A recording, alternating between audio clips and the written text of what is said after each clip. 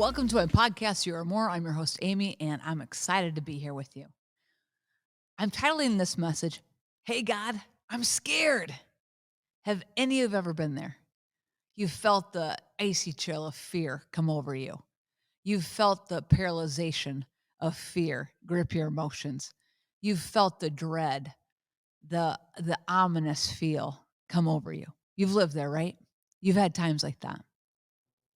And I want to talk about today the power of walking through fear, walking through scared, walking through it, not staying in it, walking through it.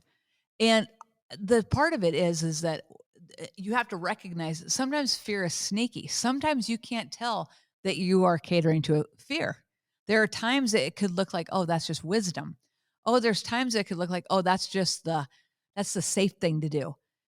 All along catering to fear. Fear is your enemy. Fear is your enemy, right? There's a good fear that protects you from, putting your hand over the stove, that protects you from doing things that would, potentially take your life, cause harm. But for the most part, fear is sneaky, it's insidious, and it's something that you have to go to war with because it tries to take you out. You're like, wow, Amy, those are some pretty strong words. Well, if you've danced with fear, you understand it can all seem very reasonable. Ah, this happened. Oh, that happened. Oh, I understand why you'd kind of withdraw and hang out. Here's what I know. If you withdraw from fear, if you withdraw and you start to settle into it, you soon begin to live in it and you don't even realize you're trapped by a spirit of fear. You're immobilized. You are stuck. So here's the reality. I'm in the real estate industry and there's massive changes in our industry right now. There's massive things going on. And it could cause me to be fearful. It could cause me to, it could almost paralyze me at some point. Like, what is happening? Like, what is going on? Right. That I've never seen this. I'm 30 years in it and I can tell you I've never been here. But I say all that to say this, that feeling is the same feeling that I've navigated through many times. And so have you. That feeling of just, oh, just hunker down, shut it down. Here's the trick of that feeling. That feeling reproduces in your life. The thing that you fear is what comes upon you. Fear is sneaky. You have to deal with it. Huh. That's harsh, isn't it? That's not, oh, I get it. I know you feel afraid. There are times like that when you're like, man, I'm scared. I'm freaking out about this.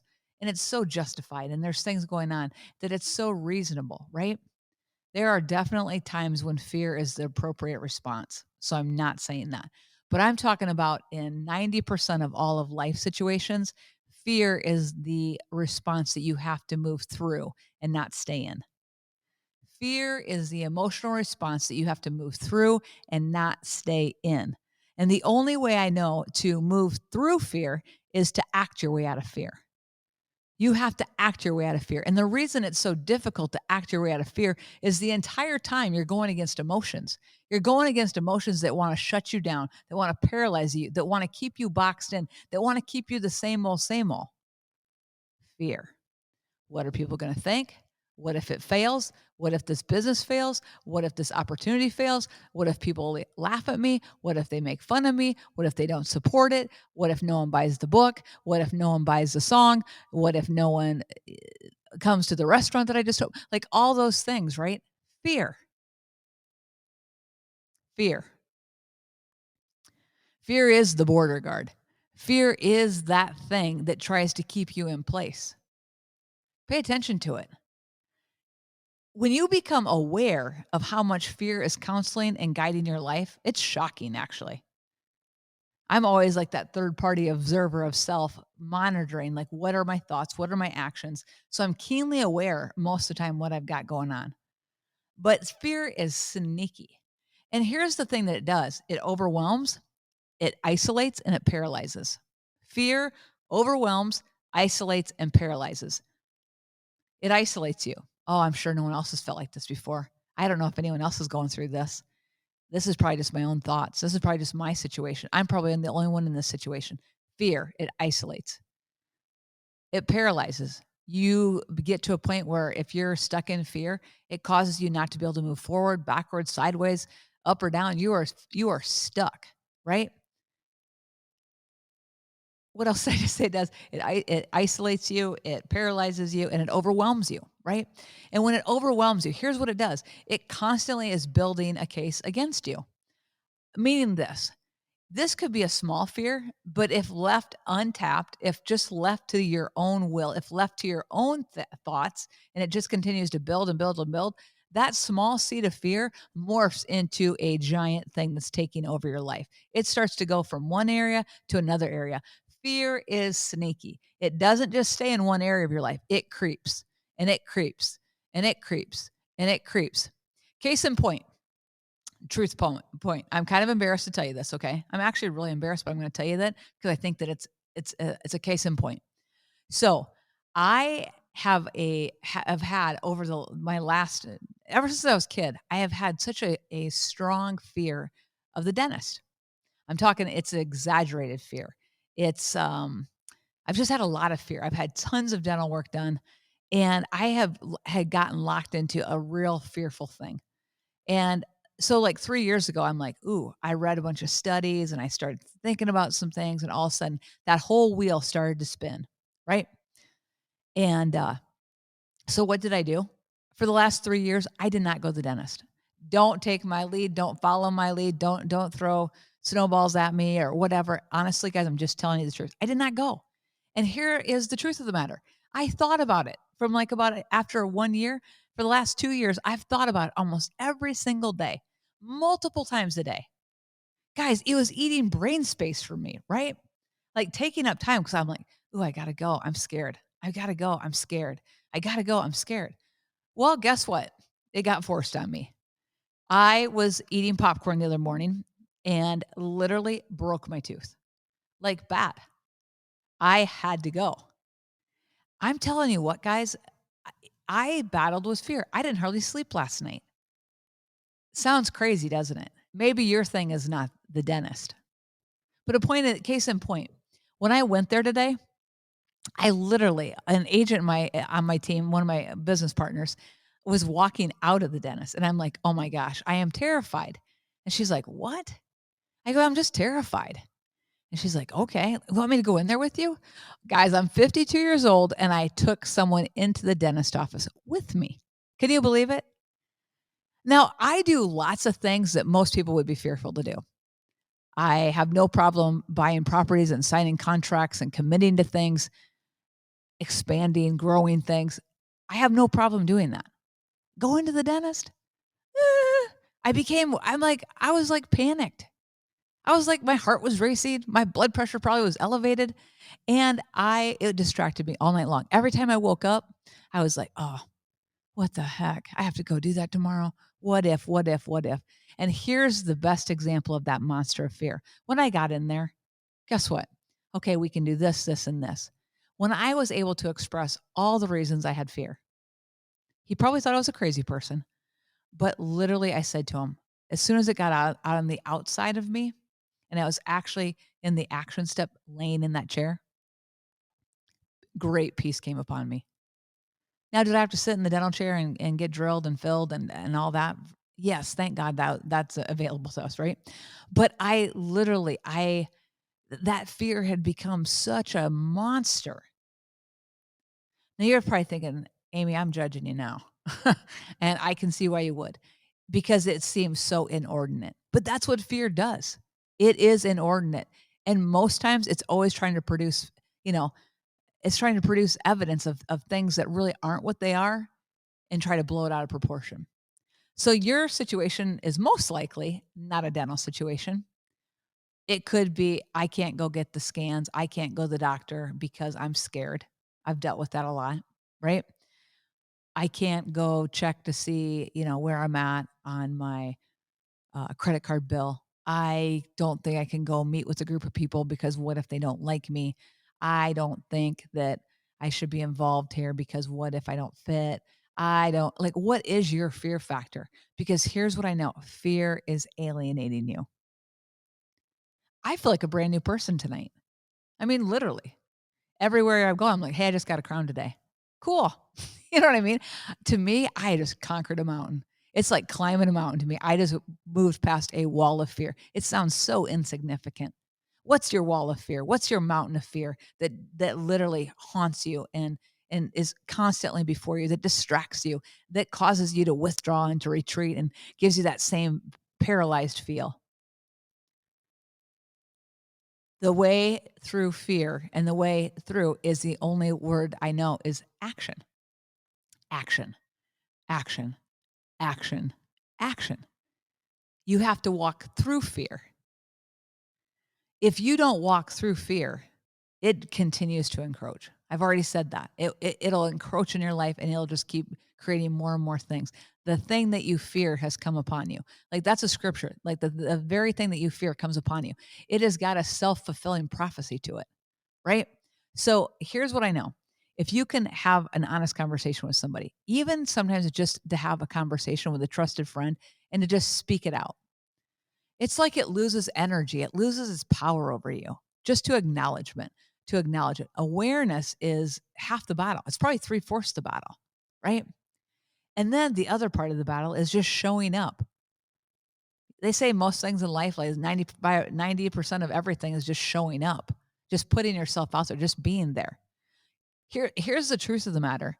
That feeling of fear, that feeling of shutdown, that feeling of not belonging, that feeling that whatever that is going to try to make you not active. It's going to try to cause you to be inactive. You get overwhelmed with it. It's going to cause you to quit moving. And this is what I know, an object in motion stays in motion, and an object at rest stays at rest. An object in motion stays in motion, and an object at rest stays at rest. Do you see how critical it is that you keep moving against a spirit of fear? Maybe you're just waking up to the fact that you actually are, your life might be governed by fear more than you thought. It's sneaky. Oh, for some, it's just, oh, I'm just conservative in this area and I'm conservative in that area and I don't like to take risks. Do you know it's been said by many people?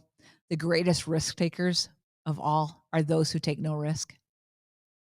I think it's completely true. The greatest risk is to take no risk. The greatest risk is to take no risk. But what's required to take risk? You got to believe in yourself. You got to have some confidence. You got to have some, I can do it. Like I'm well able to go possess. I'm well able. You got to have a little of that to take the risk. But all the while you're taking the risk, you're moving against a spirit of fear. You're moving against feelings of this could fail. You're moving against what if they reject it. You're moving against what if they hate the restaurant that I just opened up. They don't like the menu. Like you're moving against it. What if they don't like the book I just wrote? What if they don't like the song I just wrote? What if they, right? What if? Here's the truth. Do everything that you possibly can to push past the veil of fear. And I call it a veil because most of the time it's not real. Most of the time it's just set there to keep you in place. Most of the time it's set there to keep you average. Stay the same. Don't stand out in a crowd. Be like everybody else. No one does that. You know the language, you know the lyrics, you know the words in your head. So I encourage you today to literally step up, tell fear to go to hell, and take an action step to your dream. Take an action step. For me, going to the dentist today, well, it was necessary and it was critical. Like, I'm like, oh, and now I have a plan. Oh, okay. The path is going to unfold for me. All right. I know my next steps. It seems so stupid. But guys, fear is like that. Most of the time, it's so exaggerated and it's not real. Most of the things you sit there and fear and think about and obsess about don't really happen. So why waste all your creative energy in those spaces? Well, they kind of become tracks in your brain. That's just a path that it automatically goes down. It's a feeling that automatically happens every time you get in that space. There it is. It almost becomes like a stronghold that it's just that's where I go. That's what happens. That's how I go emotionally, right? And the only way I know to move past that is to take the action step and go completely against how you feel. As you go completely against how you feel, your life will open up. Doors of opportunity will open up. New people will come to your life. New opportunities will come to your life, and it'll start. And guess what? When those things start to happen, you're going to have to keep walking through the door of fear, the door of fear, the door of fear. You're going to have to keep walking through it because you want an ever expanding, ever growing, ever more influential, ever more impactful life. If you listen to this podcast, that is who you are. You want to be impactful in this earth, in your lifetime. You want to make it count, right? So here's the reality of it. Push past the wall of fear. And the only way to do it is with action. And I believe that today, after listening to this, you'll have a heightened awareness of where maybe you're catering to fear that you've never considered it fear. Maybe you've just considered it, I'm just being conservative. I just don't want to take the risk. Know this as of today, that no risk is the greatest risk of all. No risk is the greatest risk of all. You've been given one life. One life, guys. Make it count. Live your life on purpose. Because at the end of the day, you're on this earth because you truly are more. You're more. If you've liked this podcast, I hope you'll like it, share it. Please pass it out to everyone, subscribe to it. I'd love for you to subscribe to the podcast. You are more. Um, we do have our event coming up January 6th at Bienvenue. It's going to be a great day, one day women's conference. It's going to be power packed. I've got some speakers coming in. And I think it's going to be one of those game changing, life changing days. I really do believe it's going to be a reset for many and a great way to kick off 2024. Also, on that, I do have a book coming out. It's kind of a compilation of a lot of my podcasts and that I've pulled things out of. The book is called Make It Count. So that will be here by the January 6th date. So hopefully you'll want to get that in your hands. So anyway, thanks so much for listening. I appreciate your support and carry on because you truly are more. Make it count.